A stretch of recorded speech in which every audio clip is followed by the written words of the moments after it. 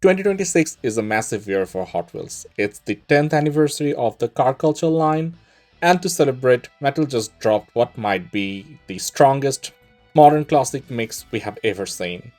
Today, I'm unboxing the full set of 5. I have ranked these from my least favorite to the one I think is the absolute king of the set.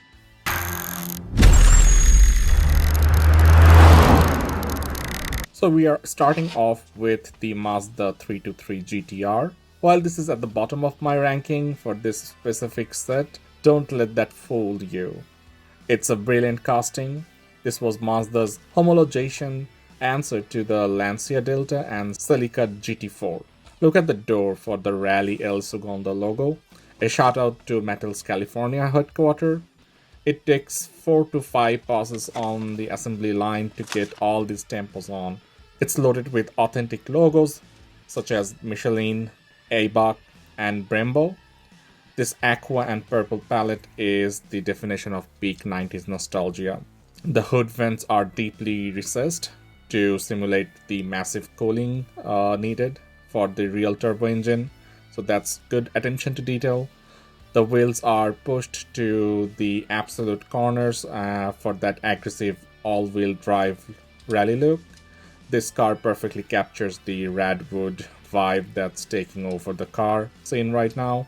It's the smallest car of the set as well, but being metal on metal, it feels incredibly dense. While everyone fights over the exotics, this is the one rally fans will really cherish on this set. Moving on to the next one, the JDM Executive, the Toyota Soarer. Unlike the US spec Lexus, this features the Griffin badge on the front. This light gold paint has a pearl-like mid coat that ships to seafoam green under the studio lights. This is the luxury Supra famous for carrying the 1JZ or 2JZ power plants. It uses small hub rail riders to keep that classy executive luxury silhouette. The wrap around light bar is a single complex tempo. Check your alignment. This is a high skill print. I absolutely appreciate this attention to detail. It's right-handed drive, staying true to the Japanese domestic roots, so that's good. It's modeled in the tilted open position, a very period correct 90s touch. This hits the VIP style luxury collectors and drift crowd simultaneously. The silver metal base helps that gold paint really pop. It's great bridge between the boxy 80s and the curvy 2000s design. I really appreciate all the details on this one. Let me know your thoughts in the comments. If this one ranks higher in your ranking, I'll be curious to know. Now we are hitting the top 3. This is a brand new tooling for 2026. It's the 1994 Nismo 270R. The real car celebrated Nismo's 10th anniversary, just as we are celebrating car culture's 10th anniversary today. It only ever came in black in real life, so this debut is as authentic as it gets. The name comes from the 270 or 270 horsepower output from the factory.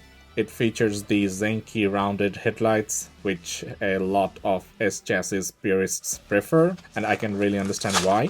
If you look at the metal base, Mattel actually etched the SR20DET engine details into the chassis, so whenever a chassis has some details, I truly appreciate that, and it really enhances that experience of collecting these cars, so that's great for this one. The axle height is specifically tuned to give it a slammed stance with zero wheel rubber. The axle height is specifically tuned to give it a slammed stance with zero wheel rub.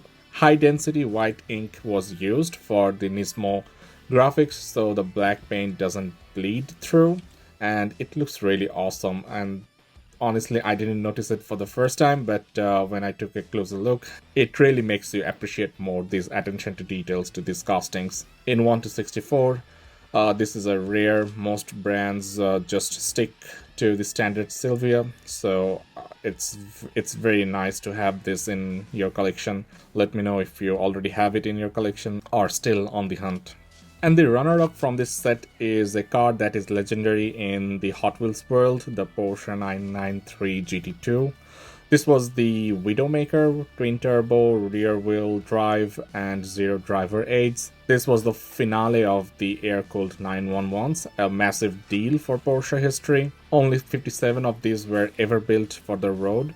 This casting was a personal favorite of the late legendary Jun Imai. This medium grey is a nod to Porsche's famous fashion grey ETS color.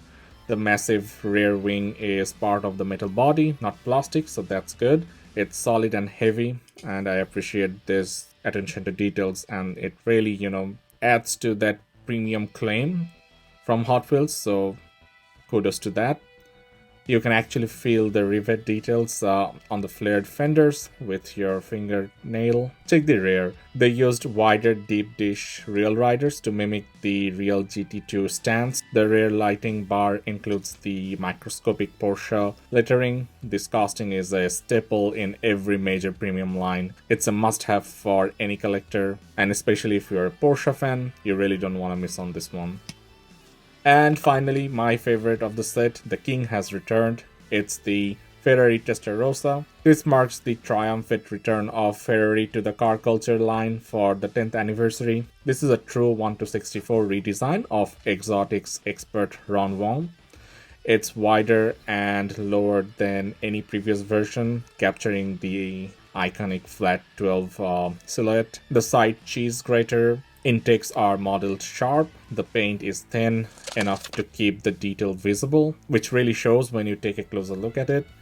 They even included the high-mounted A-pillar mirror found on the early Testarossas. It's finished in licensed beautiful Rosso Corsa red, which is very iconic for any Ferrari. Through the glass, you can see the gated shifter and even the dashboard clock. The 5-spoke rail riders are a direct homage to the classic Ferrari star pattern alloys. This is a white casting. The metal on metal weight feels incredibly dense. I really like this one, and I'm more than glad to add it to my collection. Ferrari fans, don't miss out on this one. Get your hands on it as soon as possible.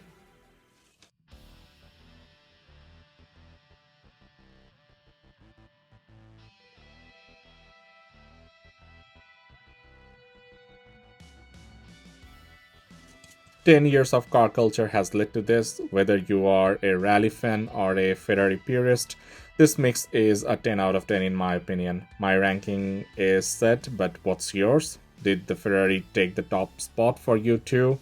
Do you agree with my overall ranking? Let me know in the comments if you change anything. Hit the subscribe button for more 2026 case unboxings and stay up to date with the upcoming RLC or Elite 64 releases. Don't forget to like and share this video with your friends. Keep collecting. I'll see you in the next one.